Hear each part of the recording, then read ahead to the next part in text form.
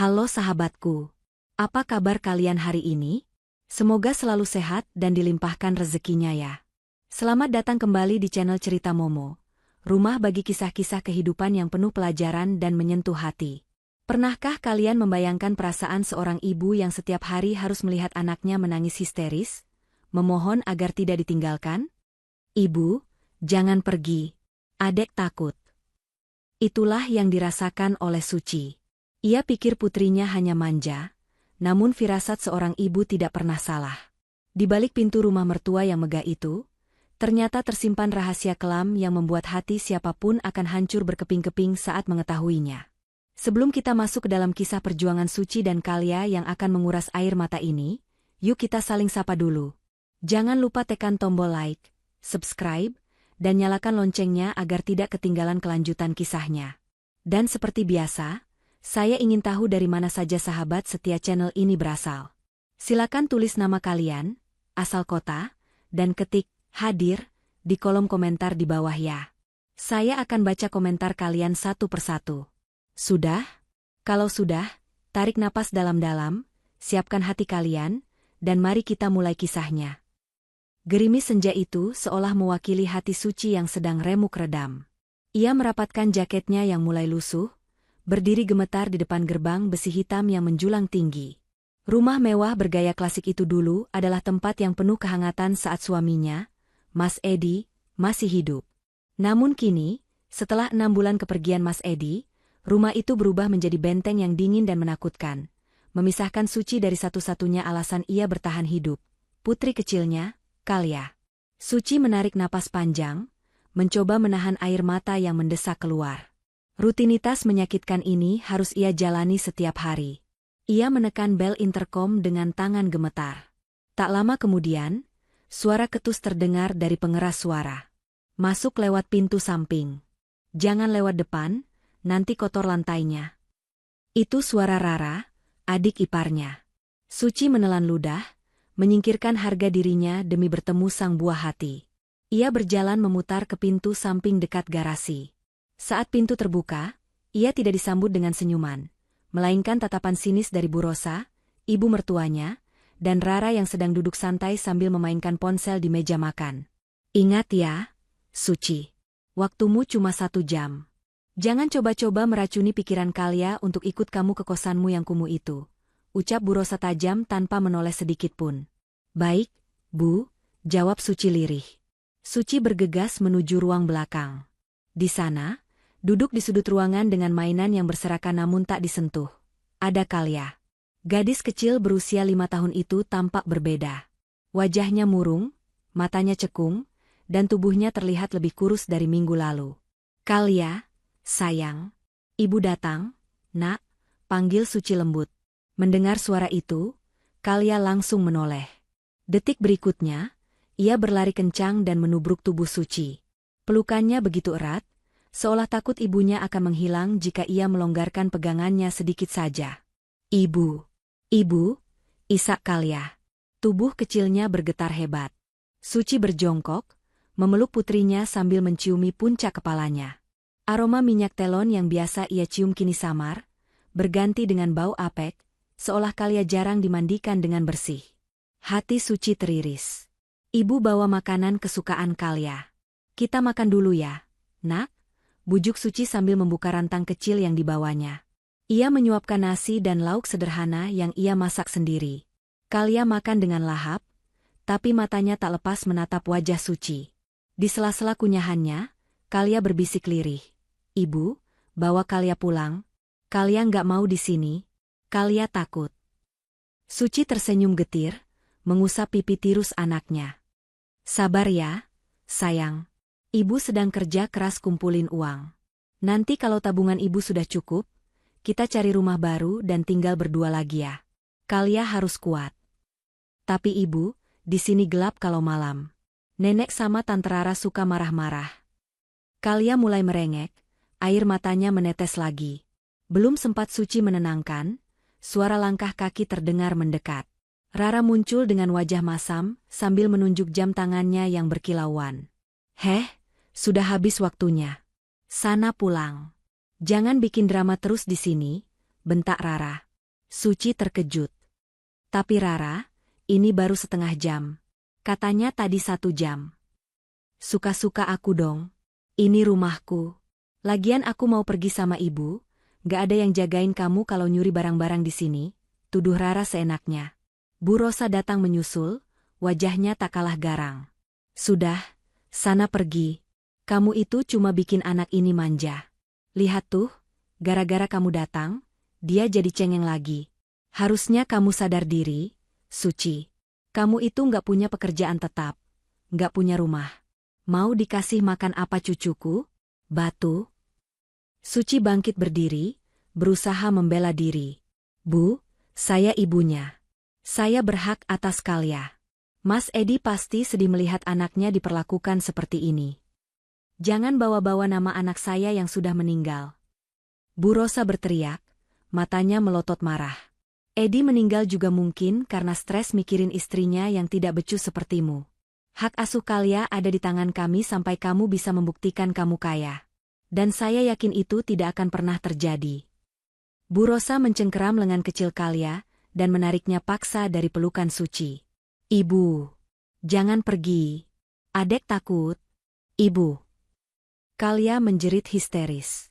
Kaki kecilnya menendang-nendang udara, tangannya menggapai-gapai ke arah Suci. Lepaskan anak saya, Bu. Dia ketakutan.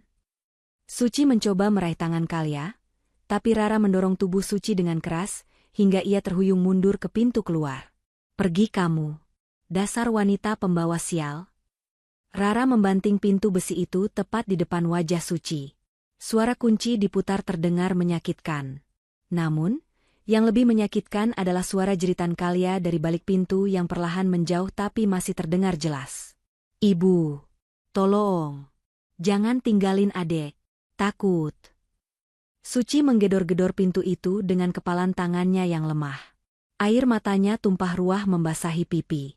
Hujan yang turun semakin deras menyamarkan tangisannya, tapi tidak bisa memadamkan api kecurigaan yang mulai menyala di hatinya. Kenapa Kalia selalu bilang, takut? Kenapa tubuhnya semakin kurus? Dan tatapan mata Bu Rosa serta Rara tadi, itu bukan tatapan kasih sayang nenek kepada cucunya. Itu tatapan kebencian. Suci jatuh terduduk di depan pintu samping yang dingin itu. Hatinya hancur. Namun di sela-sela isak tangisnya, sebuah tekad mulai tumbuh. Ia tidak bisa terus begini. Ia tidak bisa hanya menunggu. Ibu janji, nak. Bisik Suci di tengah derasnya hujan. Ibu tidak akan membiarkanmu menangis lagi. Ibu akan cari tahu apa yang sebenarnya terjadi di dalam sana. Malam itu, Suci melangkah pergi dengan langkah berat, meninggalkan putrinya yang masih menangis di dalam rumah mewah itu, tanpa menyadari bahwa apa yang akan ia temukan esok hari akan mengubah hidupnya selamanya. Keesokan harinya, matahari bersinar terik, namun mendung di hati Suci belum juga beranjak. Berbekal uang sisa belanja yang ia hemat mati-matian, Suci memasak sup ayam kesukaan Kalia. Ia ingat betul, dulu putrinya itu bisa menghabiskan 2 mangkuk sup buatannya dengan lahap. Harapan Suci sederhana, ia ingin melihat pipi Kalia kembali merona, tidak pucat pasi seperti kemarin. Sesampainya di rumah mewah itu, suasana terasa lengang. Pagar depan sedikit terbuka. Suci melangkah masuk dengan hati-hati. Kali ini, tidak ada suara bentakan dari interkom. Ia memberanikan diri mengetuk pintu samping. Pintu itu tidak terkunci. Permisi. Ucap Suci pelan. Tidak ada jawaban. Suci melangkah masuk menuju ruang tengah. Pemandangan yang menyambutnya membuat darahnya berdesir hebat. Di atas karpet bulu yang mahal, Kalia tertidur meringkuk. Bukan tidur yang nyenyak, melainkan tidur gelisah. Keringat dingin membasahi dahi kecilnya. Suci bergegas menghampiri dan menyentuh kening putrinya. Panas. Demam tinggi. Astaga, Kalia. Badanmu panas sekali, nak. Pekik Suci tertahan. Kalia membuka matanya perlahan. Matanya sayu dan bibirnya pecah-pecah kering. Saat melihat wajah ibunya, ada seulas senyum lemah di sana, namun detik berikutnya, mata itu memancarkan ketakutan saat melirik ke arah tangga. Ibu haus. Bisik Kalia, suaranya parau hampir tak terdengar. Hati Suci seperti diremas. Bagaimana mungkin di rumah segedung ini, cucu pemilik rumah bisa kehausan sampai dehidrasi? Suci segera mengambil botol air minum dari tasnya dan membantu Kalia minum. Gadis kecil itu meneguk air dengan rakus, seolah sudah berjam-jam tenggorokannya tak dialiri air. Setelah minum, Suci membuka rantang sup yang dibawanya. Aroma gurih kaldu ayam menguar. Mata Kalia berbinar sekilas. Tangan kecilnya gemetar meraih sendok yang disodorkan Suci. Namun, belum sempat suapan pertama masuk ke mulut, sebuah tangan menyambar rantang itu dengan kasar. Prang! Rantang itu terlempar ke lantai. Kuah sup panas tumpah, membasahi lantai marmer yang mengkilap. Potongan ayam dan sayuran berserakan tak berharga. Suci terlonjak kaget, sementara Kalia langsung menunduk dalam-dalam, tubuhnya gemetar hebat sambil menutup telinga. Di sana berdiri Rara, adik iparnya, dengan wajah merah padam dan berkacak pinggang. "Siapa suruh kamu kasih makanan sampah ini ke keponakanku?" bentak Rara. Suci berdiri, menatap nanar makanan yang sudah susah payah ia buat. "Rara, itu makanan sehat. Kalia sedang sakit, dia butuh makan. Lihat badannya panas sekali." Rara mendengus jijik. Kakinya dengan sengaja menginjak potongan wortel di lantai. "Halah, alasan. Asal kamu tahu ya, Kalia itu lagi diet. Dokter bilang dia kegemukan, kolesterol, makanya kami atur pola makannya. Kamu malah datang bawa racun kolesterol begini. Mau bikin dia mati muda." "Diet? Anak umur 5 tahun diet sampai dehidrasi dan kurus kering begini? Kamu gila, Rara?" Suci tak kuasa menahan amarahnya. Lihat tulang selangkanya sampai menonjol begitu. Ini bukan diet, ini penyiksaan. Mendengar keributan itu, Bu Rosa turun dari lantai atas dengan langkah anggun namun tatapan mematikan. "Ada apa ini ribut-ribut? Suci, kamu baru datang sudah bikin kotor lantai rumah saya. Ibu lihat." Rara mengadu dengan nada manja yang dibuat-buat. "Perempuan ini maksa Kalia makan sup berminyak itu. Padahal kan kita lagi jaga kesehatan Kalia biar jadi model cilik yang bagus." Suci menatap mertuanya tak percaya. "Bu, tolonglah. Kalia sakit. Dia demam. Seharusnya dia dibawa ke dokter, bukan dibiarkan tidur di lantai karpet begini tanpa selimut." Bu Rosa tertawa sinis, suara tawanya menggema dingin di ruangan itu. "Kamu itu orang miskin, jadi wajar kalau panikan. Itu cuma demam biasa.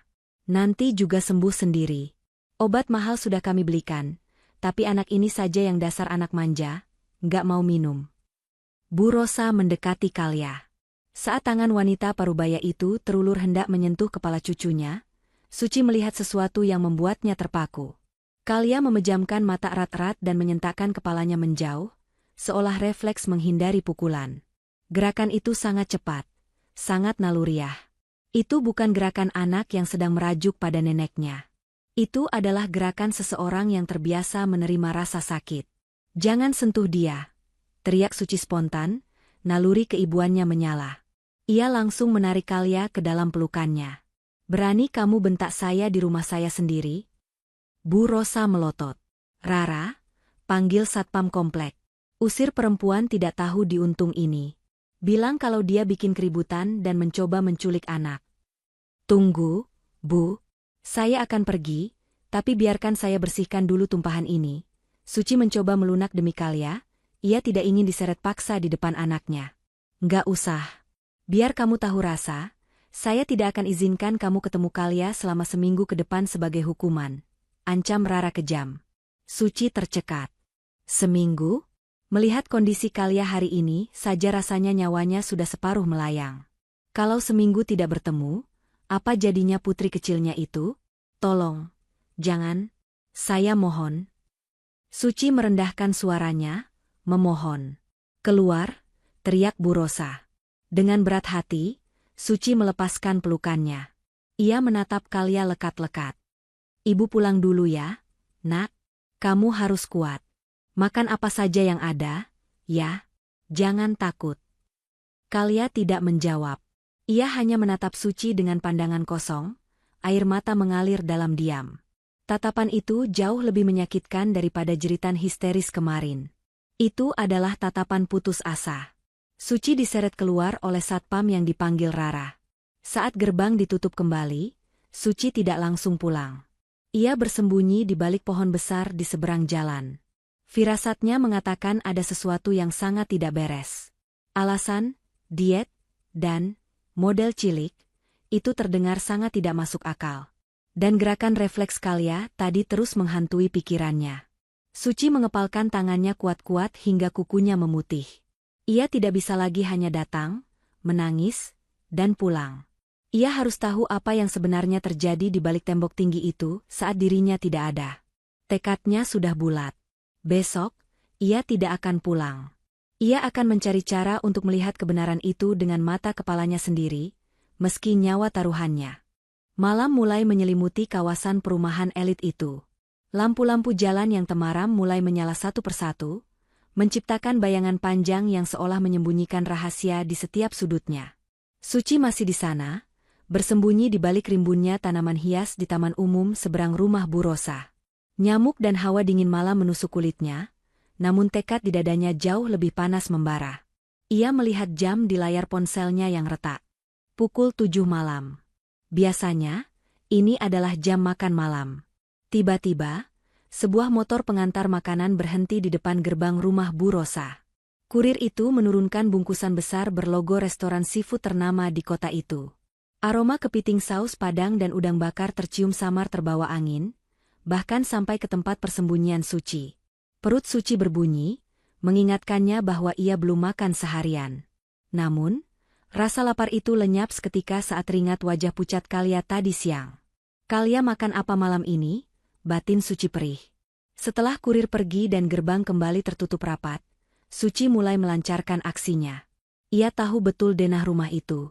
Dulu, ia dan Mas Edi yang merancang taman samping agar terasa asri. Ada tembok di sisi kiri rumah yang berbatasan langsung dengan lahan kosong yang penuh semak belukar. Tembok itu tidak terlalu tinggi dan tertutup tanaman rambat yang batangnya cukup kuat. Mas Edi sengaja membiarkannya tumbuh agar suasana rumah terasa sejuk. Suci berjalan memutar, menembus ilalang di lahan kosong yang membuat betisnya gatal. Sesampainya di bawah tembok samping, ia mendongak. Tanaman rambat itu masih di sana, semakin lebat tak terawat. Bismillah demi Kalia, bisik Suci. Dengan napas tertahan, Suci mulai memanjat. Tangannya mencengkeram batang-batang tanaman yang keras. Beberapa duri kecil menggores telapak tangannya, perih, tapi Suci mengabaikannya. Ia menarik tubuhnya sekuat tenaga. Sepatunya sempat tergelincir, menimbulkan suara gesekan kecil yang membuatnya menahan napas karena panik. Jantungnya berdegup kencang seirama dengan suara jangkrik malam itu. Berhasil. Suci sampai di bibir tembok. Ia mengintip ke bawah. Taman samping rumah itu gelap gulita. Lampu taman sepertinya sengaja tidak dinyalakan. Atau mungkin bohlamnya putus dan tidak ada yang peduli untuk menggantinya. Ini keuntungan bagi Suci. Ia melompat turun dengan hati-hati, mendarat di atas rumput yang basah. Kakinya terasa ngilu, tapi ia segera bangkit dan merunduk. Suci kini berada di dalam wilayah musuh. Ia merasa seperti pencuri yang menyusup ke rumah orang asing. Padahal di atas tanah inilah dulu, ia membangun mimpi bersama suaminya. Suci mengendap-endap menyusuri dinding rumah, menghindari sorotan lampu teras belakang. Tujuannya satu, jendela besar ruang makan yang menghadap ke taman belakang. Ia tahu, Rara paling malas menutup gorden dengan rapat. Selalu ada celah. Langkah Suci terhenti saat kakinya menginjak ranting kering. Krak! Suci membeku. Ia menempelkan punggungnya rapat-rapat ke dinding dingin, menahan napas. Hening. Tidak ada teriakan, tidak ada gonggongan anjing. Rupanya suara televisi dari dalam rumah cukup keras untuk meredam suara langkahnya. Ia memberanikan diri melanjutkan langkahnya, hingga sampai tepat di samping jendela ruang makan. Cahaya kuning hangat memancar dari celah gorden, menyorot ke rumput tempat Suci berdiri. Dari dalam, terdengar denting sendok beradu dengan piring keramik, disusul suara tawa yang begitu lepas. Hahaha, ibu benar. Sumpah, akting Rara tadi siang keren banget kan, Bu? Suara Rara terdengar jelas, nyaring dan penuh kemenangan. Suci mendekatkan telinganya ke kaca jendela, mencoba menangkap percakapan itu lebih jelas. Iya, kamu memang pintar, Ra. Wajah panik perempuan kampung itu tadi, aduh. Rasanya ibu puas sekali melihatnya diusir satpam seperti kucing kurap, sahut Bu Rosa. Suaranya terdengar renyah, diselingi suara menyeruput minuman. Darah Suci mendidih. Mereka menertawakan penderitaannya. Tapi yang membuat Suci lebih penasaran adalah apa yang sebenarnya sedang mereka lakukan di dalam sana. Apakah Kalia ikut makan bersama mereka? Apakah Kalia sudah diberi obat penurun panas? Dengan tangan gemetar, Suci memberanikan diri untuk mengintip melalui celah kecil antara dua kain gorden yang tidak bertemu. Ia memicingkan mata, memfokuskan pandangannya ke arah meja makan. Apa yang dilihatnya membuat lututnya lemas seketika. Di meja makan jati yang besar itu, terhidang pesta pora. Kepiting raksasa, udang galah, cumi goreng tepung, dan berbagai macam lauk mewah lainnya memenuhi meja. Bu Rosa dan Rara duduk berhadapan, menikmati makanan itu dengan lahap. Wajah mereka berseri-seri, jauh dari kesan keluarga yang sedang berduka atau prihatin. Di tangan Rara, terselip segepok uang tunai berwarna merah yang sesekali ia kipas-kipaskan ke wajahnya sambil tertawa. Uang asuransi Mas Edi memang penyelamat ya, Bu. Kalau nggak ada ini, mana bisa kita makan enak terus. Tas branded Rara juga aman, ucap Rara sambil menggigit daging kepiting yang tebal. Makanya, kita harus pintar-pintar, Ra. Jangan sampai aset ini jatuh ke tangan si Suci atau anaknya itu. Kita harus pastikan mereka tidak betah atau... Bu Rosa menggantung kalimatnya, lalu tertawa kecil yang membuat bulu kuduk Suci meremang. Suci mencari-cari keberadaan Kalia di kursi makan. Kursi itu kosong. Ia mengedarkan pandangan ke seluruh penjuru ruang makan yang terlihat dari celah itu. Tidak ada Kalia. Lalu di mana Kalia? Batin Suci berteriak. Tiba-tiba, pandangan Suci tertuju pada sudut ruangan dekat dapur kotor. Di sana, di lantai ubin yang dingin, di bawah bayang-bayang lemari pendingin, ada sosok kecil yang sedang duduk meringkuk.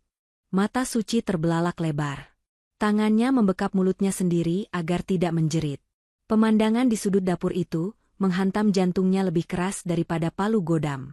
Itu adalah pemandangan yang tidak akan pernah bisa dimaafkan oleh ibu manapun di dunia ini. Pesta pora di meja makan itu hanyalah kedok dari kekejaman yang sesungguhnya. Dan malam ini, Suci menjadi saksi bisu dari sebuah kebiadaban yang terjadi pada darah dagingnya sendiri. Suci menekan wajahnya lebih dekat ke kaca jendela yang dingin. Embun napasnya menempel di kaca, namun ia segera menghapusnya kasar. Ia harus memastikan penglihatannya tidak salah. Di sudut dapur yang gelap itu, di atas lantai ubin tanpa alas tikar apalagi karpet, Kalia duduk bersimpuh layaknya seorang pengemis kecil. Di hadapan gadis kecil itu, bukan piring berisi nasi hangat atau sup ayam yang tadi siang Suci bawakan, melainkan sebuah piring melamin retak berisi gumpalan nasi kering yang terlihat kekuningan, sisa nasi kemarin yang sudah mengeras.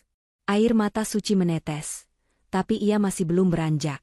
Ia melihat Rara bangkit dari kursi makannya. Wanita muda itu membawa piringnya yang penuh dengan sisa cangkang kepiting dan tulang ikan. Dengan langkah santai, Rara berjalan mendekati Kalia. Nih, masih ada sisa daging nempel dikit di cangkangnya. Sayang kalau dibuang ke tong sampah.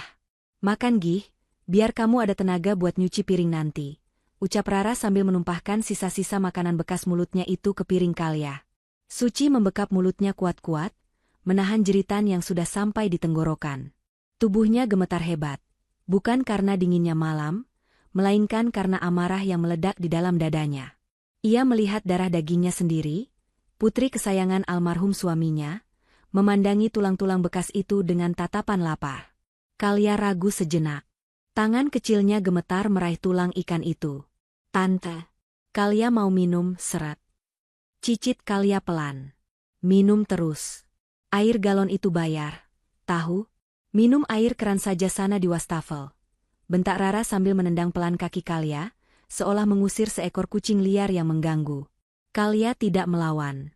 Dengan patuh, gadis kecil itu menggigit sisa daging yang menempel di tulang ikan bekas Rara.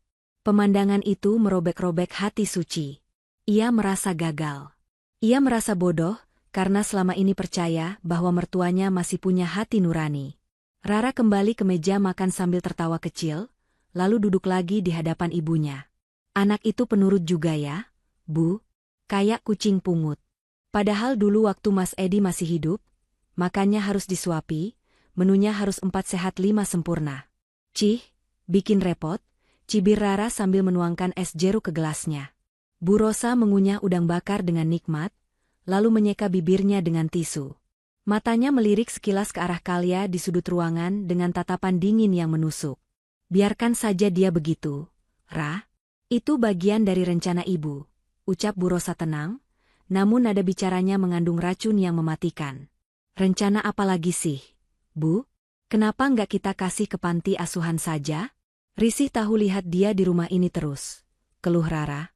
Bu Rosa meletakkan sendoknya, lalu mencondongkan tubuh ke arah Rara, seolah hendak membicarakan rahasia negara. Suci menajamkan telinganya di balik jendela. Kamu ini bodoh atau pura-pura bodoh? Kalau kita taruh dia di panti asuhan, orang-orang bakal curiga. Mereka bakal bilang kita keluarga jahat, bisik Bu Rosa, tapi cukup keras untuk didengar Suci. Biarkan dia di sini. Kita kasih makan seadanya, sisa-sisa saja. Biar dia sakit-sakitan. Perlahan-lahan fisiknya bakal lemah. Maksud ibu? Tanya Rara tak paham.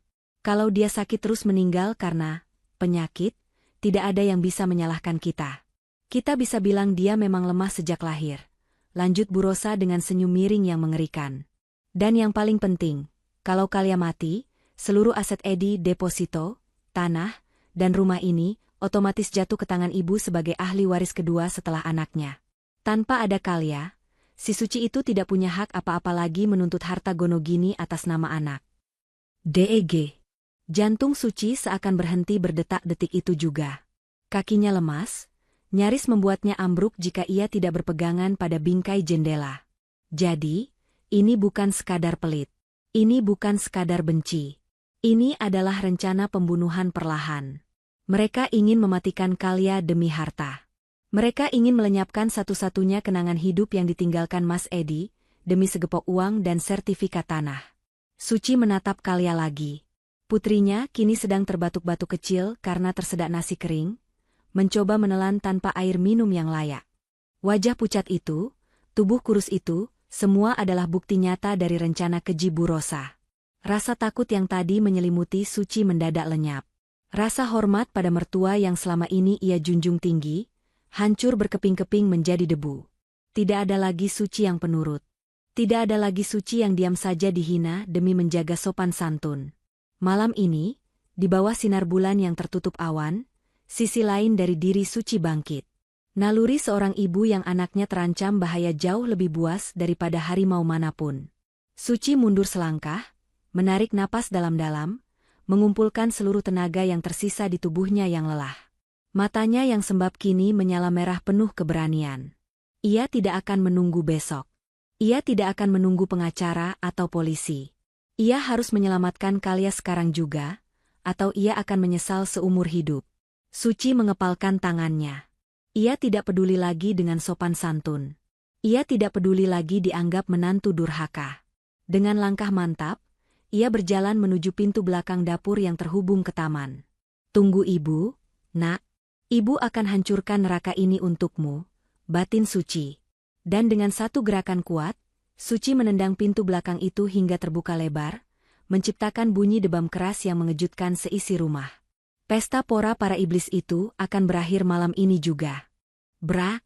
Suara pintu kayu yang menghantam dinding tembok menggema keras, memecah tawa jahat yang baru saja memenuhi ruang makan itu. Rara menjerit kaget hingga gelas jus jeruk di tangannya terlepas dan pecah berantakan di lantai. Bu Rosa tersedak daging kepiting yang sedang dikunyahnya. Matanya melotot menatap sosok yang berdiri di ambang pintu belakang. Di sana berdiri Suci. Rambutnya basah kuyup oleh air hujan, pakaiannya kotor terkena tanah dan lumpur sisa memanjat tembok, dan tangannya tergores-gores tanaman liar. Namun, di balik penampilan yang berantakan itu, sorot matanya tajam dan menusuk, jauh lebih menakutkan daripada hantu manapun. Napasnya memburu, uap dingin keluar dari hidungnya seiring dengan detak jantungnya yang memompa amarah ke seluruh tubuh. Suci? Rara terbata-bata, wajahnya pucat pasi seolah melihat mayat hidup. Bagaimana kamu bisa masuk? Satpam. Suci tidak menjawab. Ia tidak peduli pada Rara ataupun Bu Rosa. Kakinya melangkah pasti, menginjak pecahan beling gelas Rara tanpa rasa sakit, langsung menuju sudut dapur yang gelap. Kalia yang sedang meringkuk ketakutan karena suara dentuman pintu tadi, mendongak. Saat melihat ibunya datang seperti pahlawan yang menerobos badai, mata sayu gadis kecil itu berkaca-kaca. "Ibu!" panggil Kalia lirih, suaranya bergetar. Suci berlutut di lantai yang dingin itu. Ia melihat piring berisi tulang bekas dan nasi kering di hadapan anaknya. Hatinya seperti disayat sembilu, namun ia menelan rasa sakit itu dan mengubahnya menjadi kekuatan. Ia mengangkat tubuh Kalia yang terasa begitu ringan, terlalu ringan untuk anak seusianya. "Kita pulang, Nak." "Sekarang?" bisik Suci tegas tepat di telinga Kalia. Suci mendekap putrinya erat, melindungi kepala Kalia di dada kirinya, seolah ingin menjaganya dari pandangan keji dua wanita di meja makan. Saat Suci berbalik hendak pergi, Bu Rosa akhirnya tersadar dari keterkejutannya. "Berhenti di situ," bentak Bu Rosa. Wanita parubaya itu bangkit dari kursinya, wajahnya merah padam karena merasa harga dirinya diinjak-injak oleh menantu yang selama ini ia anggap rendah. "Lancang sekali kamu masuk rumah saya seperti maling. Turunkan anak itu. Dia aset maksud saya, dia cucu saya." Suci berhenti. Ia memutar tubuhnya perlahan, menatap Bu Rosa dengan tatapan yang membuat nyali mertuanya itu sedikit menciut. "Aset?" Suci mengulangi kata itu dengan nada dingin yang mencekam. "Ibu bilang dia aset? Bukan cucu?" Saya tidak bicara begitu," elak Bu Rosa gugup, namun matanya liar mencari alasan. "Kamu jangan memutarbalikkan fakta. Kamu mau menculik Kalia, kan? Saya akan panggil polisi." "Panggil saja," tantang Suci, suaranya meninggi, menggelegar di ruangan itu. "Panggil polisi sekarang. Biar mereka lihat apa yang kalian sajikan untuk cucu kalian sendiri. Biar mereka lihat tulang sisa dan nasi basi yang kalian paksa masuk ke mulut anak yatim ini, sementara kalian berpesta pora dengan uang ayahnya." Rara yang tadi ketakutan kini mulai tersulut emosi. "Heh, jaga mulutmu ya. Itu kan demi kebaikan dia. Dia itu sakit." "Sakit karena kalian racuni perlahan-lahan," potong Suci cepat. "Saya dengar semuanya, Rara. Saya dengar percakapan busuk kalian. Kalian ingin Kalia mati supaya seluruh harta Mas Edi jatuh ke tangan kalian, kan? Kalian ingin menghilangkan satu-satunya pewaris sah supaya kalian bisa foya-foya tanpa gangguan." Wajah Bu Rosa dan Rara memucat seketika. Rahasia busuk mereka terbongkar telanjang di depan mata. Tidak ada lagi topeng nenek penyayang atau tante yang peduli. Bu Rosa yang merasa terpojok akhirnya mengeluarkan kartu asnya. Ia tersenyum sinis, menatap Suci dengan tatapan meremehkan dari ujung kepala hingga ujung kaki. "Oke, kalau kamu memang sudah dengar semuanya. Bagus," ucap Bu Rosa angkuh. "Sekarang dengarkan saya baik-baik, Suci. Kalau kamu berani melangkah keluar dari pintu itu membawa Kalia, saya pastikan kamu tidak akan mendapatkan sepeser pun uang peninggalan Edi. Nol besar. Saya akan bekukan semua akses. Saya akan buat hidupmu susah. Kamu pikir kamu bisa menghidupi anak sakit-sakitan itu tanpa uang dari keluarga ini?" Rara ikut menimpali, mendapatkan kembali keberaniannya. "Benar? Kamu itu cuma janda miskin, pengangguran. Mau kasih makan apa Kalia? Sampah? Kalau kamu pergi sekarang, jangan harap bisa kembali mengemis ke sini saat Kalia butuh biaya rumah sakit." Ancaman itu nyata. Logika Suci berbisik bahwa ia tidak punya uang, tidak punya pekerjaan tetap, dan tidak punya rumah. Membawa Kalia pergi berarti mengajak anaknya menderita dalam kemiskinan. Suci menunduk menatap wajah Kalia dalam dekapannya. Gadis kecil itu menatapnya penuh harap. Tangan mungilnya mencengkeram baju Suci kuat-kuat. "Ibu, jangan tinggalin adek." Seketika itu juga, ketakutan akan kemiskinan lenyap dari benak Suci. Kemiskinan harta tidak sebanding dengan kemiskinan hati yang dimiliki mertua dan iparnya. Suci mengangkat wajahnya, menatap Bu Rosa dan Rara dengan tatapan penuh kemenangan. Kemenangan seorang ibu yang telah menemukan kembali keberaniannya. "Dengar baik-baik, Bu Rosa, Rara," ucap Suci, suaranya tenang namun penuh penekanan. "Ambil semua uang itu. Makanlah uang asuransi Mas Edi sampai perut kalian meledak. Pakailah sertifikat tanah itu untuk menutupi kebusukan hati kalian. Suci melangkah maju satu langkah, membuat Rara mundur ketakutan. Saya mungkin miskin. Saya mungkin tidak punya rumah mewah. Tapi mulai detik ini, saya pastikan putri saya tidak akan pernah lagi memakan sisa tulang dari piring kalian. Saya lebih baik memberi makan anak saya nasi garam dengan keringat saya sendiri, daripada membiarkannya hidup di neraka berlapis emas ini. Kamu akan menyesal, Suci. Kalian akan mati kelaparan di jalanan, teriak Bu Rosa histeris. Kita lihat saja nanti, Bu. Siapa yang akan hidup tenang, dan siapa yang akan hancur karena keserakahannya sendiri, balas Suci tajam. Tanpa menoleh lagi, Suci berbalik badan.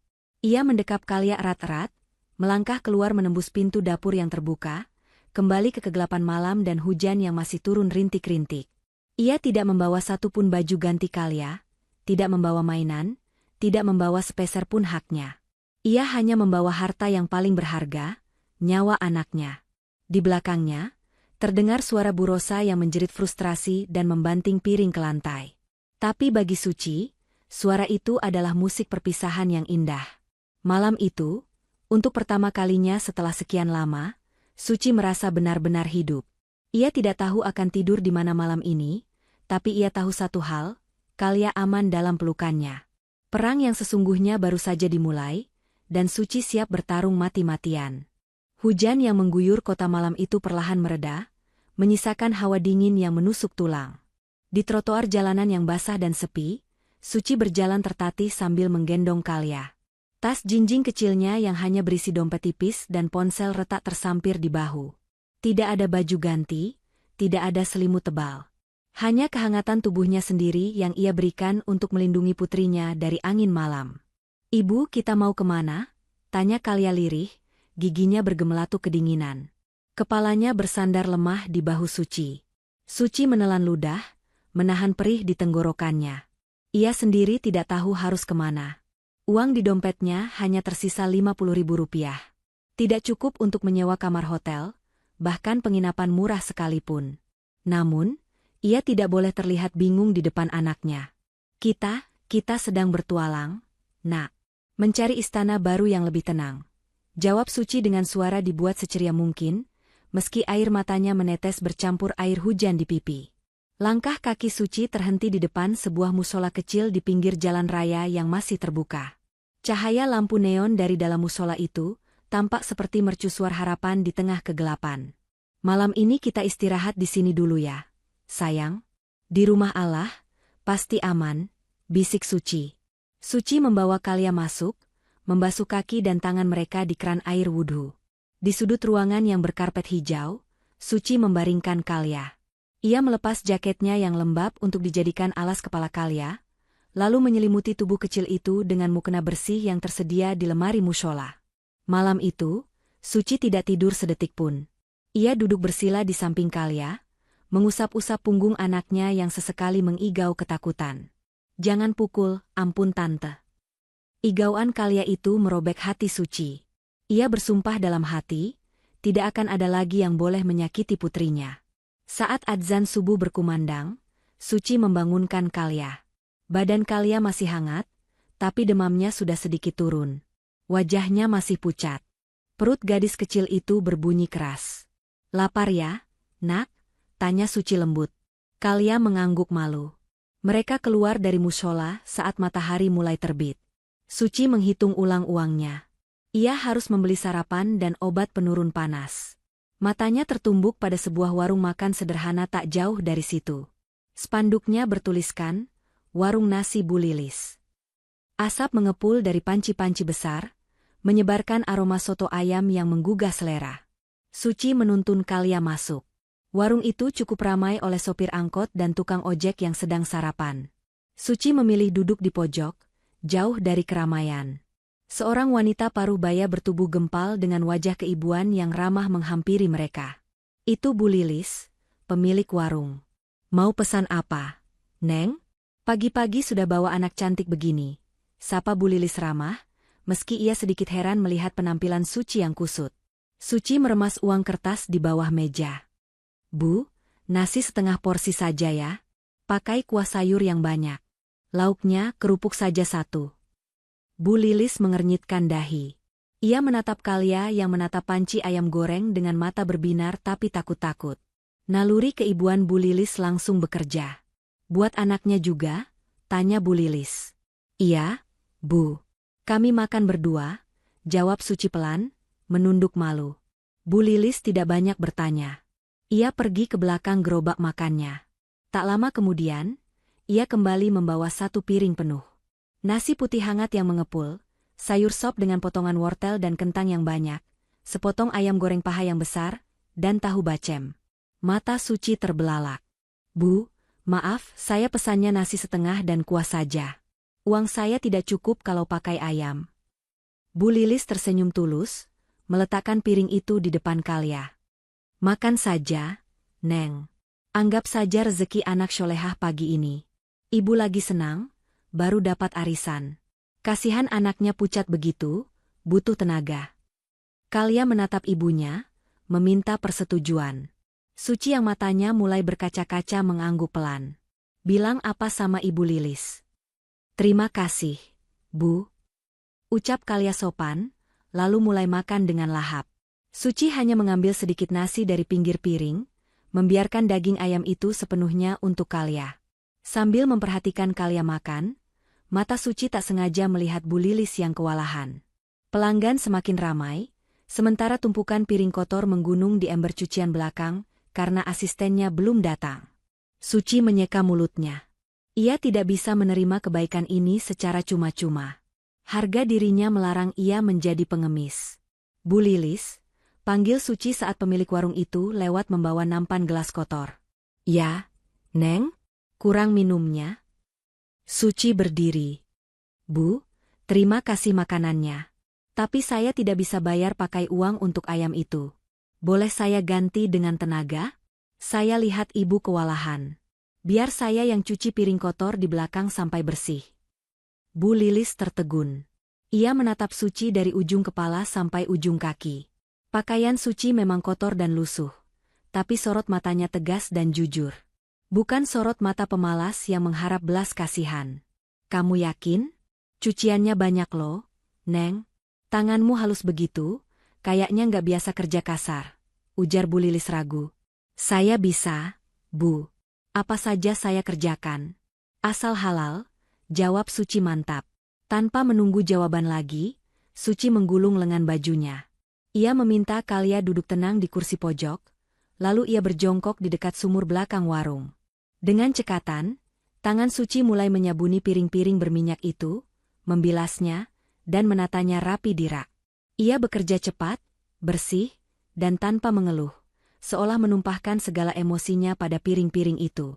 1 jam kemudian, tumpukan piring kotor itu lenyap. Lantai dapur yang licin pun sudah disikat bersih oleh Suci. Bu Lilis yang sejak tadi diam-diam memperhatikan, menghampiri Suci sambil membawa segelas teh manis hangat.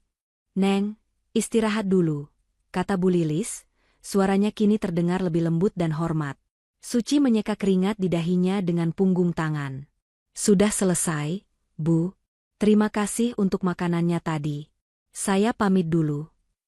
Suci hendak menggandeng Kalia pergi, tapi Bu Lilis menahan lengannya. Tunggu. Neng, kamu nggak punya tempat tinggal, ya? Tebak Bu Lilis tepat sasaran. Suci terdiam, tak mampu berbohong. Kelihatan dari tas yang kamu bawa dan baju anakmu yang itu-itu saja, lanjut Bu Lilis. Kebetulan asisten saya yang biasa baru saja berhenti kemarin pulang kampung. Saya butuh orang yang rajin dan jujur kayak kamu. Di belakang warung ada gudang kecil, bekas kamar karyawan dulu. Memang sempit, cuma muat kasur busa 1, tapi bersih dan ada pintunya. Kalau kamu mau, kamu bisa kerja di sini, bantu masak dan bersih-bersih. Gajinya mungkin gak besar, tapi makan ditanggung dan bisa tinggal di situ sama anakmu. Tawaran itu bagaikan air sejuk di tengah padang pasir. Suci menatap wajah Bu Lilis tak percaya. Ibu serius? Ibu tidak takut saya orang jahat? Bu Lilis tertawa renyah. Orang jahat nggak akan nolak dikasih ayam gratis dan malah milih nyuci piring segunung. Neng, gimana? Mau nggak? Air mata Suci tumpah tak terbendung. Ia menyalami tangan Bu Lilis dan menciumnya penuh rasa syukur. Mau, Bu. Saya mau. Terima kasih banyak, Bu Lilis. Ibu sudah menyelamatkan kami. Ya sudah, jangan nangis ah. Nanti dikira saya marahin karyawan baru, canda Bu Lilis sambil menepuk bahu Suci. Siapa namamu? Suci, Bu. Dan ini anak saya, Kalya. Nama yang bagus. Nah, Suci, sekarang kamu bawa barang-barangmu ke kamar belakang. Bersihkan dulu, lalu istirahat. Mulai kerja besok saja. Kalya biar main sama kucing saya di sini. Suci mengangguk cepat. Ia menatap Kalya yang kini tersenyum lebar, melihat seekor kucing oranye melintas. Senyum putrinya yang sudah lama hilang, akhirnya kembali. Hari itu, di sebuah gudang kecil berukuran 2x3 meter di belakang warung nasi yang bau bumbu dapur, Suci memulai hidup barunya. Tidak ada kasur empuk, tidak ada AC, tidak ada kemewahan. Tapi saat malam tiba dan ia memeluk Kalya di atas kasur busa tipis, hati Suci terasa jauh lebih damai daripada saat tinggal di istana neraka Bu Rosa. Ini adalah langkah awal yang tertatih, tapi kaki Suci kini berpijak di atas tanah kemandiriannya sendiri. Waktu bergulir begitu cepat bagaikan roda pedati. Tanpa terasa, 1 tahun telah berlalu sejak malam kelam di mana Suci dan Kalya meninggalkan istana neraka itu. Di dapur warung nasi Bu Lilis yang kini terlihat lebih luas dan rapi, aroma harum bumbu rempah menguar menggoda selera. Pukul 4 pagi, Suci sudah sibuk berkutat dengan wajan besar. Tangannya yang dulu halus kini lebih berotot dan cekatan. Ia sedang mengaduk rendang daging yang menjadi primadona baru di warung itu. Wah, aromanya sampai ke depan. Pasti pelanggan makan siang nanti bakal antre panjang lagi. Puji Bu Lilis yang baru masuk sambil membawa keranjang belanjaan dari pasar. Suci menyeka keringat di dahinya dengan lengan baju, lalu tersenyum lebar. Senyum yang lepas, tanpa beban ketakutan. Alhamdulillah, Bu. Oh ya, pesanan nasi kotak untuk arisan ibu-ibu kompleks sebelah sudah siap 50 box. Tinggal dikasih kerupuk saja. Kamu memang hebat, Suci. Bu Lilis menepuk bahu Suci bangga. Sejak kamu pegang dapur, omzet warung kita naik 3 kali lipat. Ibu nggak salah pilih orang.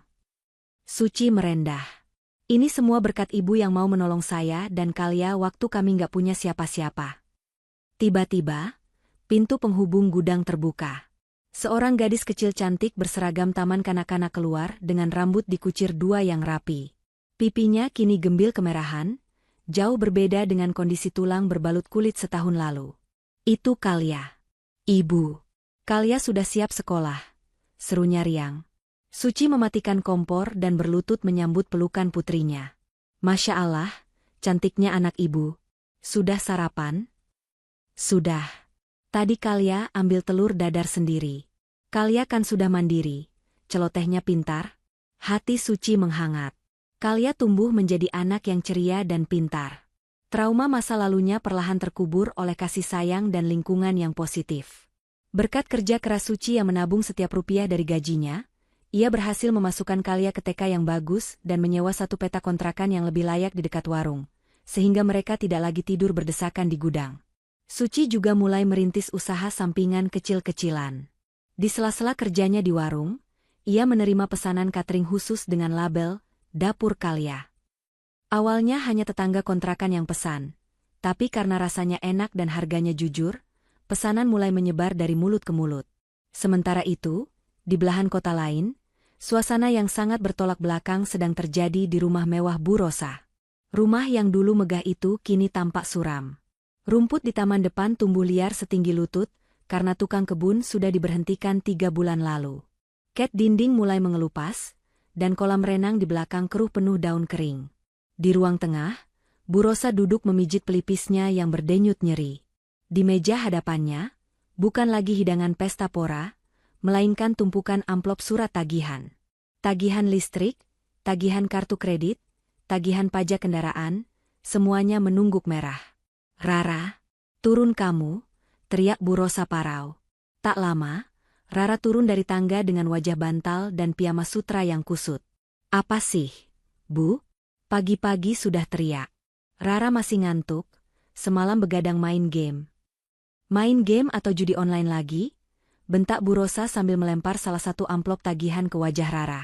Lihat ini, tagihan kartu kredit kamu bulan ini jebol lagi. 50 juta, Ra? Kamu beli apa saja? Rara memungut amplop itu dengan santai, tak ada rasa bersalah. Ya ampun, Bu. Itu kan Rara beli tas branded edisi terbatas. Investasi juga kali. Lagian kan uang asuransi Mas Edi masih banyak. Banyak dari Hong Kong. Bu Rosa menggebrak meja hingga vas bunga bergetar. Uang asuransi 5 miliar itu sisa 500 juta. Bayangkan, Ra, dalam 1 tahun kamu habiskan 4,5 miliar buat gaya hidup, liburan ke luar negeri, dan judi sialanmu itu. Kita sudah nggak punya pemasukan lagi. Rara terbelalak kaget. Masa sih sisa segitu? Ah, ibu bohong kali. Kamu pikir ibu bercanda? Kita sudah nggak punya aset cair lagi. Tanah dan rumah ini sertifikatnya memang ada, tapi pajaknya nunggak. Kalau kita jual sekarang pun butuh waktu lama. Bu Rosa mulai menangis, bukan karena sedih, tapi karena panik. Terus gimana dong, Bu? Rara butuh uang buat top up saldo. Rara janji kali ini pasti menang dan uangnya balik berlipat ganda. Rengek Rara, kecanduan judinya sudah menutup akal sehatnya. Stop! Jangan mimpi. Bu Rosa menatap nanar sekeliling rumahnya. Ini semua gara-gara kita gagal manfaatkan Kalia. Coba kalau anak itu masih di sini, kita bisa bikin cerita sedih, galang dana, atau mungkin kita cari mereka saja. Bu, potong Rara. Si Suci itu kan pasti sekarang jadi gembel. Kita ambil lagi Kalia, kita paksa Suci tanda tangan pelepasan hak asuh dengan imbalan uang sedikit. Terus kita bisa gadaikan rumah ini atas nama Kalia sebagai ahli waris Edi. Bu Rosa terdiam sejenak, menimbang ide gila itu. Keputusasaan membuatnya gelap mata. Kamu benar. Kita harus cari mereka. Mereka pasti hidup melarat di kolong jembatan. Orang lemah seperti Suci nggak mungkin bisa bertahan hidup di kota kejam ini tanpa kita. Mereka tidak tahu bahwa orang lemah yang mereka bicarakan saat ini sedang memimpin dapur yang sibuk, melayani puluhan pelanggan yang memuji masakannya, dan sedang menata masa depan yang cerah dengan tangannya sendiri. Siap-siap, Ra. Sore ini kita sewa detektif swasta murah buat cari tahu keberadaan mereka. Perintah Bu Rosa. Matanya kembali memancarkan kilatan jahat, namun kali ini bercampur dengan ketakutan akan kemiskinan yang membayangi di depan mata. Dua nasib yang berbeda kini berjalan beriringan. Satu sedang mendaki menuju puncak dengan keringat dan doa, satu lagi sedang meluncur bebas ke jurang kehancuran karena keserakahan dan gengsi. Dan ketika kedua garis nasib ini bertemu kembali nanti, benturannya akan jauh lebih keras dari sebelumnya. Pintu rezeki seolah terbuka lebar bagi mereka yang mau berusaha. Siang itu, kesibukan di dapur warung Bu Lilis meningkat 2 kali lipat dari biasanya. Telepon genggam Suci berdering nyaring di sela-sela suara sodet yang beradu dengan wajan. Halo, dapur Kalia dengan Suci. Sapa Suci ramah sambil menjepit ponsel di antara telinga dan bahunya, tangannya tetap sibuk menata daun pisang di dalam kotak nasi. Halo, Ibu Suci.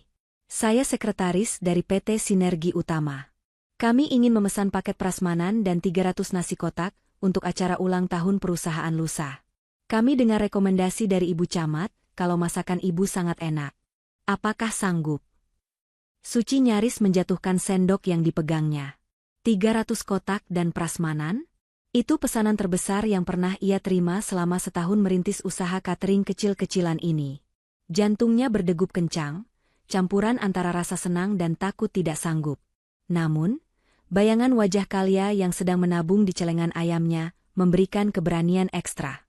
Insya Allah sanggup. Bu, kami akan berikan yang terbaik, jawab Suci mantap. 2 hari berikutnya adalah hari-hari tanpa tidur bagi Suci. Dibantu Bu Lilis dan 2 orang tetangga kontrakan yang ia pekerjakan paruh waktu, Suci bekerja keras memastikan setiap butir nasi pulen sempurna, dan setiap potong ayam bumbunya meresap hingga ke tulang. Menu andalan Suci adalah nasi liwet Solo komplit dengan sayur labu siam, dan ayam suwir opor yang gurih. Hari H tiba. Suci datang ke gedung perkantoran mewah di pusat kota itu dengan mobil bak terbuka sewaan untuk mengantar makanan. Ia menata meja prasmanan dengan rapi, menghiasnya dengan tampah anyaman bambu agar terlihat estetik namun tetap tradisional. Acara makan siang dimulai. Suci berdiri di sudut ruangan dengan perasaan was-was, memantau para karyawan berdasi yang mulai mengambil makanan. Ketegangannya perlahan mencair saat melihat ekspresi puas di wajah mereka. Banyak yang nambah, bahkan memuji rasa gurih santan areh di atas nasi liwetnya. Tiba-tiba, seorang pria parubaya berjas rapi yang sedang makan di meja VIP terhenti mengunyah. Ia mengecap rasa sambal goreng ati di lidahnya dengan seksama, keningnya berkerut seolah sedang mengingat sesuatu yang jauh di masa lalu. Pria itu, Pak Iman, direktur utama perusahaan tersebut, langsung berdiri dan memanggil asistennya. "Siapa vendor catering hari ini?" "Dapur Kalya, Pak." "Itu pemiliknya, ibu yang pakai kerudung krem di pojok sana," tunjuk asistennya. Pak Iman berjalan tegap menghampiri Suci. Suci yang melihat bos besar mendekat menjadi gugup. Ia meremas ujung bajunya, takut ada yang salah dengan masakannya. "Selamat siang, Pak. Maaf, apakah ada yang kurang dengan makanannya?" tanya Suci sopan, menunduk sedikit. Pak Iman menatap wajah Suci lekat-lekat, lalu matanya membelalak kaget. "Suci? Kamu Suci, kan? Istrinya Edi?" Suci tersentak kaget. Ia mendongak, menatap pria di hadapannya. Ingatannya berputar cepat. Wajah itu tampak lebih tua dan berwibawa, tapi Suci mengenalinya. Mas Iman? Sahabatnya Mas Edi waktu kuliah?" "Ya Allah, benar ternyata." Pak Iman tersenyum lebar, namun matanya menyiratkan keheranan. Pantas saja rasa sambal goreng atinya persis buatan ibunya Edi yang dulu sering Edi bawa ke kosan. "Ternyata kamu yang masak. Apa kabar, Ci? Edi mana? Kok kamu yang antar catering?" Senyum di wajah Suci perlahan memudar. Ia menarik napas panjang, mencoba tegar. "Mas Edi sudah meninggal 1,5 tahun yang lalu, Mas." Serangan jantung mendadak. Wajah Pak Iman seketika berubah syok. "Innalillahi wa inna ilaihi rojiun." "Saya benar-benar tidak tahu, Ci. 2 tahun terakhir saya ditugaskan di kantor cabang Singapura, baru bulan lalu balik ke Indonesia. Saya sempat kehilangan kontak karena ponsel lama saya hilang." Pak Iman menatap Suci dengan pandangan iba, lalu matanya menyapu penampilan Suci yang sederhana dan apron masak yang masih melekat di badannya. Sebagai sahabat karib, ia tahu betapa kayanya keluarga Edi.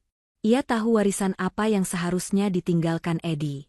Melihat istri sahabatnya kini bekerja keras mengantar catering sendirian menimbulkan tanda tanya besar. "Ci, boleh kita bicara sebentar di ruangan saya?" pinta Pak Iman. Di ruangan ber-AC dingin itu, Suci menceritakan garis besar kehidupannya tanpa mendramatisir. Ia tidak menceritakan detail penyiksaan Kalya. Ia hanya mengatakan bahwa ia memilih keluar dari rumah mertuanya demi kemandirian dan kesehatan mental anaknya. Suci tidak ingin terlihat mengemis simpati dengan menjelek-jelekan keluarga suaminya. Namun, Pak Iman adalah pebisnis ulung. Ia bisa menangkap apa yang tidak diucapkan Suci. Ia tahu karakter Bu Rosa yang gila harta. Ia bisa menyimpulkan sendiri betapa beratnya perjuangan wanita di hadapannya ini. Pak Iman mengeluarkan sebuah kartu nama dan meletakkannya di meja. "Suci, saya tidak akan menawarkan uang cuma-cuma, karena saya tahu kamu wanita hebat yang punya harga diri tinggi, sama seperti Edi," ucap Pak Iman bijak. "Tapi saya seorang pebisnis. Saya melihat potensi besar di Dapur Kalya. Masakanmu bukan cuma enak, tapi punya karakter." Suci menatap kartu nama itu bingung. "Kantor ini punya 3 pabrik di kawasan industri. Selama ini saya pusing gonta-ganti catering karyawan, karena rasanya tidak konsisten dan sering diprotes buruh. Saya ingin menawarkan kontrak kerjasama. Kelola makan siang untuk 1.000 karyawan pabrik saya setiap hari. Saya akan berikan modal awal untuk sewa dapur yang lebih besar dan belanja bahan baku. Kita bagi hasil secara profesional." Mata Suci terbelalak, mulutnya sedikit terbuka saking kagetnya. 1.000 porsi? Setiap hari? Mas Iman ini terlalu besar. Saya takut mengecewakan. Saya lihat bagaimana kamu bekerja hari ini, Ci. Rapi, bersih, dan rasanya konsisten. Saya percaya padamu, bukan karena kamu istri sahabat saya, tapi karena kualitasmu sendiri. Anggap ini investasi saya. Kalau kamu sukses, saya juga untung karena karyawan saya makan enak dan kerja semangat. Air mata haru menggenang di pelupuk mata Suci. Ini bukan sedekah. Ini adalah pengakuan atas kerja kerasnya. Ini adalah buah dari kesabarannya mencuci ribuan piring kotor dan bangun dini hari setiap hari. Terima kasih, Mas Iman. Terima kasih banyak. Saya terima tawarannya. Saya akan buktikan saya bisa, ucap Suci dengan suara bergetar namun penuh keyakinan. Bagus. Besok datang lagi bawa proposal rincian harga. Kita tanda tangan kontrak resmi. Pak Iman tersenyum bangga. Edi pasti tersenyum lihat kamu sekarang. Ci. Suci keluar dari gedung tinggi itu dengan langkah ringan seolah melayang. Langit sore Jakarta yang biasanya kusam, hari itu terlihat begitu cerah keemasan. Ia tidak sabar memeluk Kalia dan memberitahu kabar gembira ini. Sementara itu, di sebuah gang sempit, seorang detektif swasta bayaran murah sedang memberikan selembar foto buram kepada Bu Rosa di dalam mobil yang AC-nya sudah tidak dingin lagi. Saya menemukan mereka, Bu. Si Suci jualan nasi di warung pinggiran daerah Jakarta Timur. Bu Rosa menyeringai lebar melihat foto Suci yang sedang mengangkat kerat minuman. Bagus. Dasar babu, memang kodratnya jadi babu. Tunggu kedatangan kami, Suci. Kalia akan kami ambil kembali. Bu Rosa tidak tahu bahwa wanita yang ia sebut, babu, itu baru saja menandatangani kontrak yang akan mengubahnya menjadi pengusaha sukses. Jauh di atas level Bu Rosa yang sekarang sedang diambang kebangkrutan. Pertemuan tak terduga dengan Pak Iman menjadi titik balik yang melesatkan Suci terbang tinggi, meninggalkan masa lalunya yang kelam di dasar jurang. 3 tahun berlalu dengan cepat, bagaikan musim yang berganti tanpa permisi. Waktu telah memutar roda nasib dengan begitu drastis, menempatkan mereka yang dulu di bawah ke puncak kejayaan, dan menghempaskan mereka yang sombong ke dasar jurang kehinaan. Di sebuah jalan protokol yang ramai, sebuah bangunan ruko 3 lantai berdiri megah dengan cat bernuansa krem dan coklat kayu yang elegan. Papan nama besar bertuliskan, Restoran Dapur Kalia, terpampang gagah di depannya, lengkap dengan deretan karangan bunga ucapan selamat atas pembukaan cabang ketiga. Di dalam restoran yang sejuk itu, Suci sedang sibuk memberikan arahan kepada para pramusaji. Penampilannya kini jauh berbeda. Tidak ada lagi das terlusuh, atau wajah berminyak penuh keringat. Suci mengenakan setelan blazer batik modern yang pas di tubuhnya, memancarkan aura wibawa seorang pemimpin. Wajahnya berseri, dipoles riasan tipis yang natural. Pastikan kebersihan meja nomor 5 dijaga ya, di sana ada reservasi untuk rapat anggota dewan nanti siang. Instruksi Suci tegas namun tetap lembut. Siap, Bu Suci, jawab para karyawannya serempak penuh hormat. Dari arah pintu masuk, Kalia berlari kecil menghampiri. Gadis kecil itu kini sudah berusia 8 tahun, tumbuh tinggi dan sehat. Rambutnya hitam berkilau, matanya cerdas. Ia baru saja pulang sekolah diantar oleh sopir operasional kantor. Ibu, tadi nilai matematikaku 100 lagi. Seru Kalia bangga sambil menunjukkan kertas ulangannya. Suci berjongkok, memeluk putrinya erat. Hebat sekali anak ibu. Nanti malam kita syukuran makan es krim ya. Kebahagiaan mereka begitu nyata, begitu hangat. Berbanding terbalik 180 derajat dengan apa yang terjadi di sebuah kawasan perumahan elit di ujung kota sana. Keluar, keluar semua. Teriakan garang jurusita pengadilan menggema di halaman rumah Bu Rosa. Beberapa pria berbadan tegap sedang menggotong sofa-sofa mahal, dan meletakkannya begitu saja di pinggir jalan aspal yang panas. Bu Rosa yang kini duduk di kursi roda karena serangan stroke ringan 6 bulan lalu, hanya bisa menangis histeris.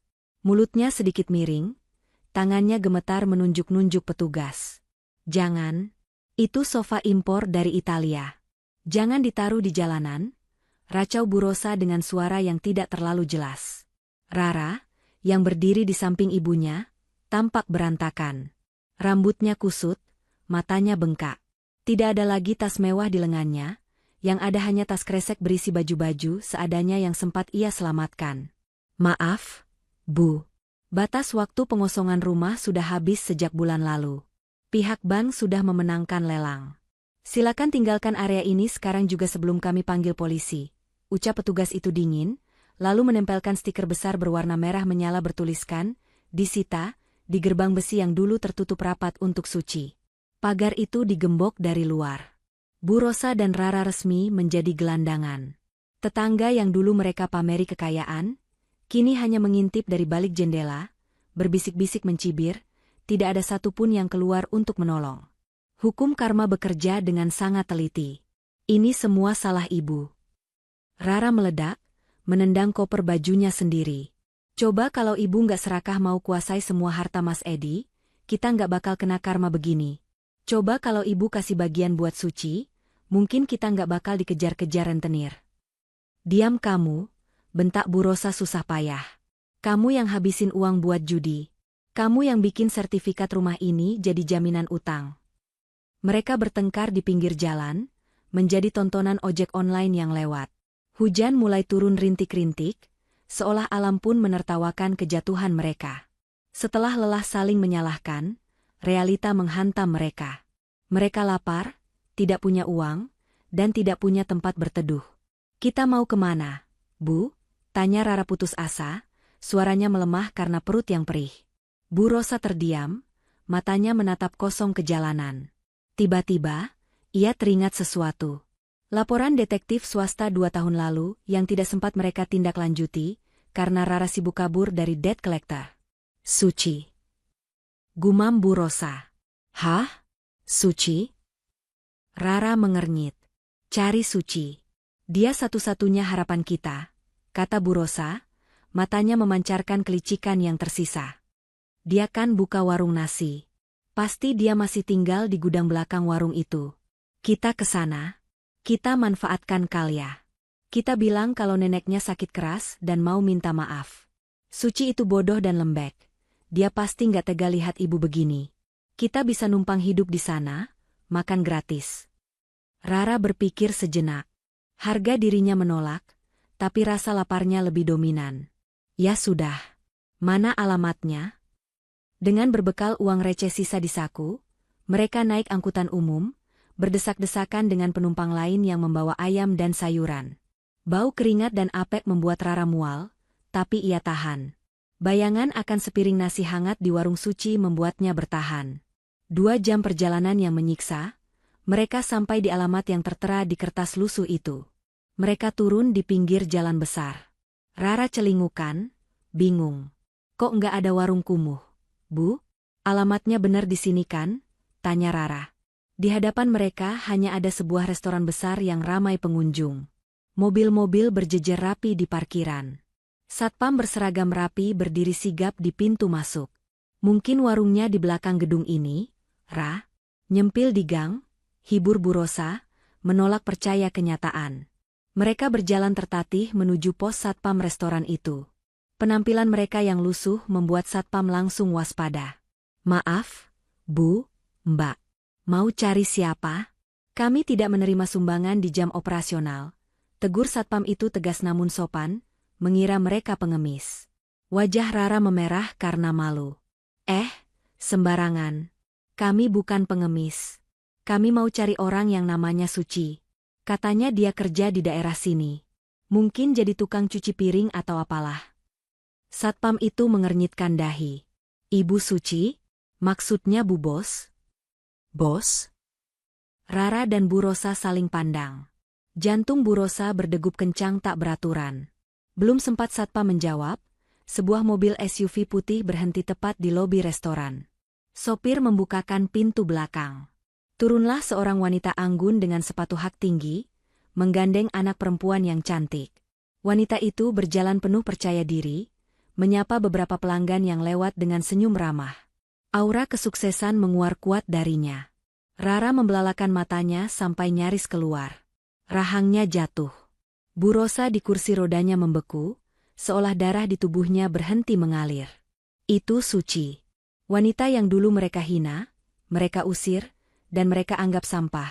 Kini berdiri di sana bak seorang ratu di istananya sendiri. Nggak mungkin.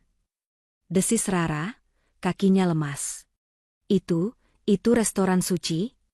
Suci yang hendak masuk ke dalam restoran, tiba-tiba menghentikan langkahnya. Ekor matanya menangkap keributan kecil di pos satpam. Firasatnya bekerja. Ia menoleh perlahan. Tatapan mereka bertemu. Jarak 10 meter itu terasa seperti jurang pemisah nasib yang begitu lebar. Suci menatap datar, tanpa ekspresi kaget yang berlebihan, seolah ia sudah menduga hari ini akan datang. Sementara Bu Rosa dan Rara menatap dengan campuran rasa malu, iri, kaget, dan ketakutan yang luar biasa.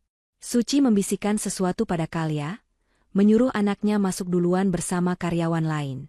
Setelah Kalia aman di dalam, Suci membalikan badan sepenuhnya, menghadap ke arah mertua dan iparnya. Ia tidak lari. Ia tidak menunduk takut. Ia berjalan mendekat perlahan. Suara ketukan sepatu hak tingginya di aspal terdengar berirama, bagaikan detak jam kematian bagi kesombongan Bu Rosa. Saat Suci berdiri tepat di hadapan mereka, bau parfum mahalnya kontras sekali dengan bau apek baju Rara. Suci menatap Bu Rosa yang layu di kursi roda, lalu beralih menatap Rara yang menunduk gemetar. "Mau pesan makan?" tanya Suci tenang, suaranya datar namun menusuk. "Atau mau mengusir saya lagi dari tanah ini?" Pertanyaan itu sederhana, tapi tamparannya lebih keras daripada pukulan fisik manapun. Di detik itu, Bu Rosa menyadari bahwa ia telah kehilangan segalanya. Bukan hanya harta, tapi juga martabatnya di hadapan wanita yang dulu paling ia rendahkan.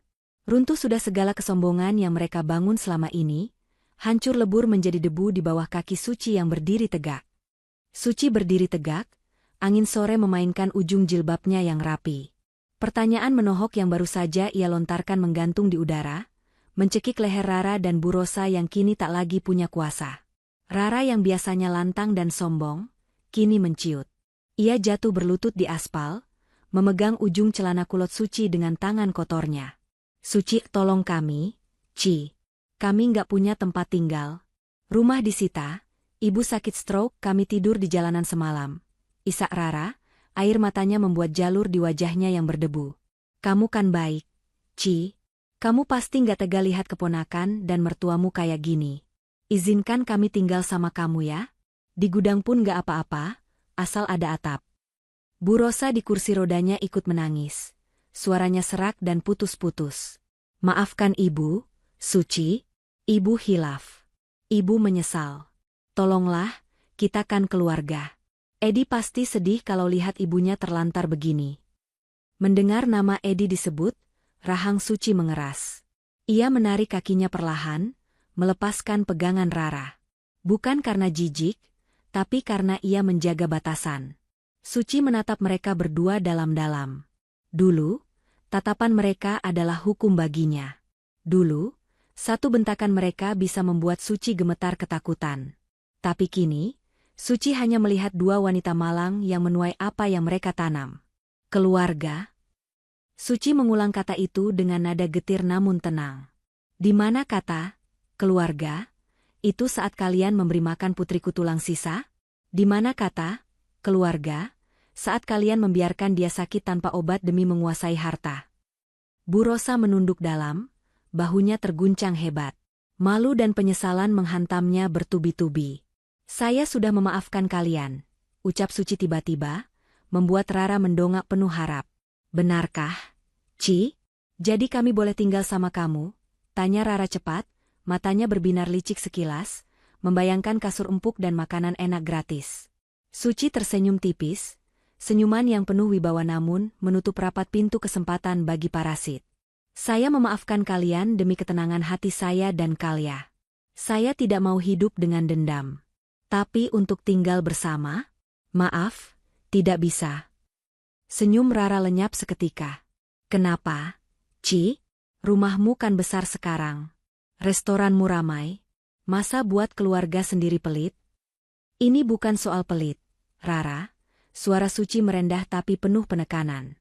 "Rumah saya adalah istana untuk putri saya. Tempat itu harus suci dari trauma, aman dari orang-orang yang pernah menyakitinya. Saya tidak akan pernah membiarkan orang yang pernah menyiksa anak saya kembali tidur di bawah atap yang sama dengannya. Tapi kami berubah, Ci. Kami janji." Rara memohon lagi. "Janji kalian sudah tidak laku di mata saya," potong Suci tegas. Suci kemudian memberi isyarat kepada manajer restorannya yang berdiri tak jauh dari pintu. Ia membisikkan sesuatu. Sang manajer mengangguk dan segera masuk, lalu kembali dengan sebuah amplop tebal berwarna coklat. Suci mengambil amplop itu dan mengulurkannya kepada Rara. "Ambil ini," kata Suci. Rara menerimanya dengan tangan gemetar. Isinya uang tunai yang cukup banyak. Uang ini cukup untuk kalian menyewa kontrakan petak selama 3 bulan dan modal untuk jualan nasi uduk atau gorengan kecil-kecilan. Jelas Suci. Ini adalah sedekah terakhir dari saya atas nama almarhum Mas Edi. Setelah uang ini habis, jangan pernah datang ke sini lagi untuk meminta. Bu Rosa menatap Suci dengan pandangan tak percaya. Ia mengira akan diusir mentah-mentah atau dimaki-maki, tapi Suci justru memberinya modal hidup. Rasa malu Bu Rosa semakin menjadi-jadi. Ia sadar, menantunya ini memiliki hati seluas samudera, hati yang dulu ia sia-siakan. Suci, terima kasih.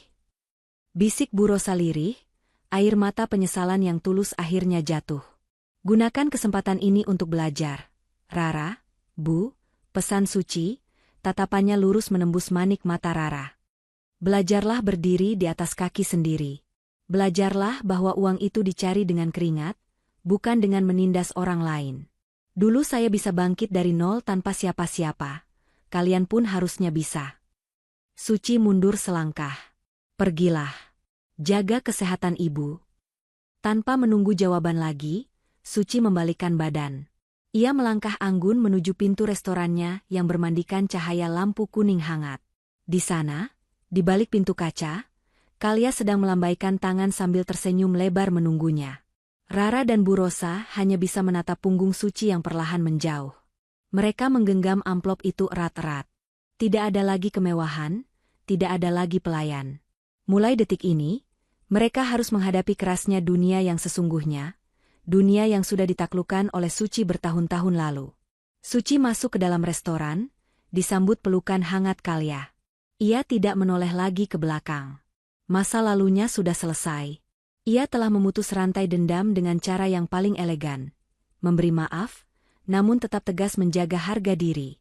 Malam itu, restoran dapur Kalia terasa lebih hangat dari biasanya. Suci sadar, kemandirian bukan hanya soal punya uang, tapi soal keberanian mengambil sikap dan melindungi orang yang dicintai. Ia telah memenangkan perangnya tanpa harus menjatuhkan harga dirinya menjadi penjahat. Pesan moral.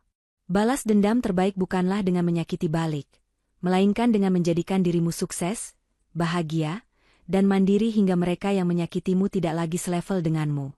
Harta bisa habis dalam sekejap, namun mental baja dan kerja keras adalah kekayaan yang tak akan pernah bisa dicuri orang.